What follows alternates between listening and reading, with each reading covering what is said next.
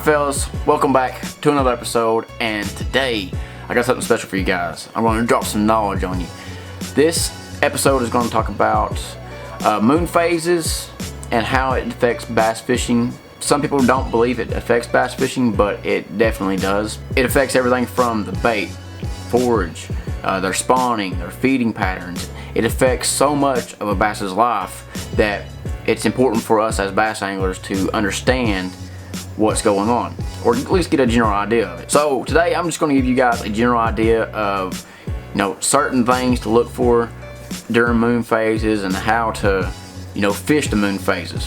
Before I get started, I wanted to say that the best time to go fishing during the moon phases is 3 days before, the day during, and 3 days after the full moon of each particular month, or whenever you have a full moon, which is typically every month. Every 30 days is when you usually have a full moon. Now people say the moon affects tidal fisheries even more so than like a lake or a reservoir, and personally I have no experience with tidal fisheries, so I can't help you guys with that. I'm just going to go with my personal knowledge, my personal understanding of here in East Tennessee we have all these reservoirs, these man-made lakes, river systems. So I'm going to give you guys what I know, a general idea of what I know, and we're going to start at the beginning of the year, the late winter, the super early pre-spawn, and we're going to go over the bait, what the bait does, the bass, what the bass do, and how they feed, and all the other stuff. We're going to start out in the early spring, like I said, and the water temperature is just now getting to 50. When the water temperature usually hits 50, that is when the crawfish or the crawdads, whatever you want to call them, become more active. So when they become more active, that is why your reds, your oranges, your browns do so well in the pre-spawn, whether that be throwing like a Bandit 200 series or a wiggle wart, a red rattle trap, a jig, something that imitates a crawfish.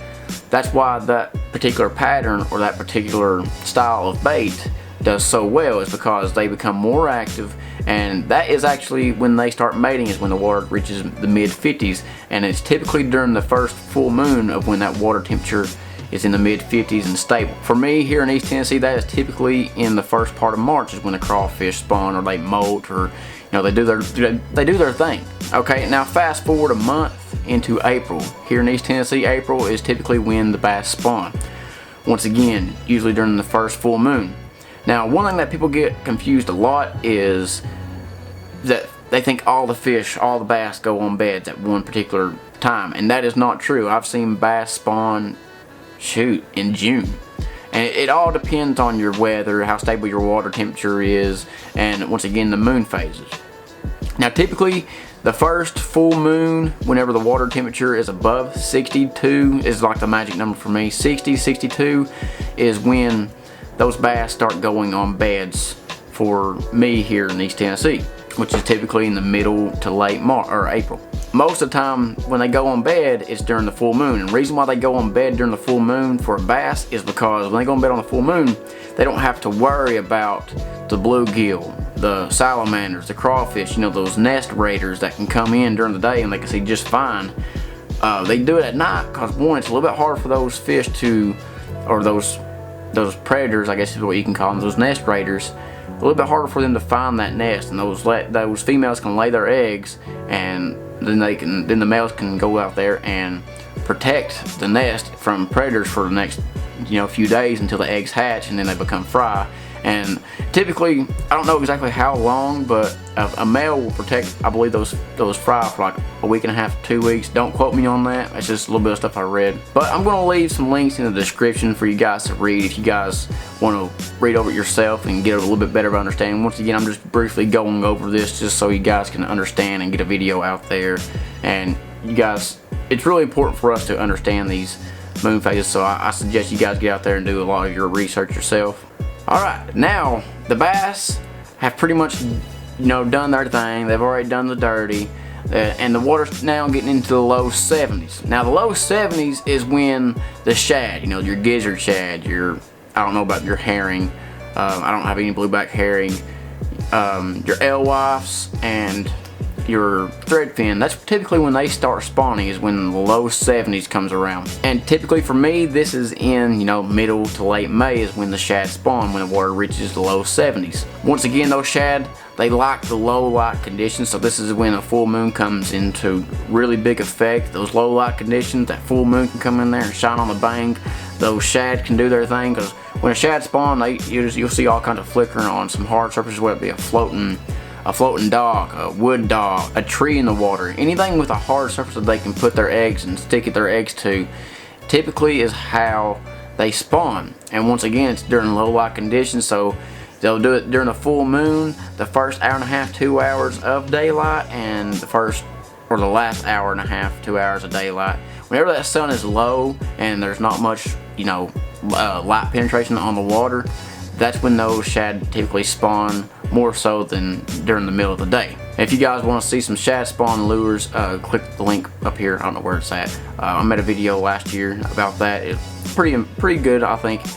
Covers some of the best baits to use during it. So if you guys want to check that out, go ahead. Alright, and now to the last part of the moon phases is the bluegill. The bluegill, they typically spawn in 80-degree water. It happens for me here in June, but most of the time when that happens, most of my fish are deep. You can always catch fish shallow. There's always going to be some bass out there getting revenge from when those bluegill raid their beds. They're going to go out there and raid their beds. It's just the way it all works. It's the cycle of life. It's the way God intended it to happen. And once again, this usually happens in the first full moon in June for me here in East Tennessee. Once again, that might be different for wherever you may be, whether it be in Florida, up north in Michigan or whatever. I don't even know if you guys have bluegill or brim or whatever it is that you want to call them. And last but certainly not least is a full moon during the middle of summer. Once again, you can say this in June and July, is when that moon it's full, it's real bright during the night. Those fish will actually feed real heavily during the night on those warmer nights, on those warmer months, because that moon will cast a shadow over the bait, and a bass loves to feed up. It loves to look up at its bait, so that's why you always see them, down more towards the bottom and suspended up high. You'll see bait up high and bass down low if you're idling them, and that's just because bass like to feed up because their eyes are more oriented to the upper part of their head. But that's all I have for you guys. Just a quick overview. The bait, the forage, the bass, they all typically spawn the first full moon of a certain degree range. 50 degree first full moon is usually crawfish.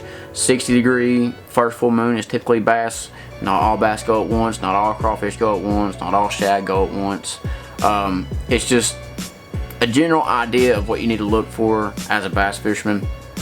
70 degree, the first full moon in 70 degrees is typically when the shad spawn happens. The first full moon in 80 degree is a bluegill, and that's also when bass love to feed at night, is when those water temperatures get above 70 degrees. They love to feed at night because that moonlight is actually able to shine, cast a shadow over the bait, bluegill, whatever it is that they're feeding on at that particular time. It's able for them to see a lot easier. But I hope you guys found this useful.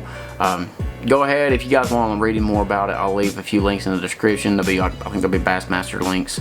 You guys can check them out, get a little bit more knowledge about it. Hope you guys enjoyed the video. If you did, go ahead and smash that like button. Share it if you haven't already. Subscribe, and until next time, catch 'em big.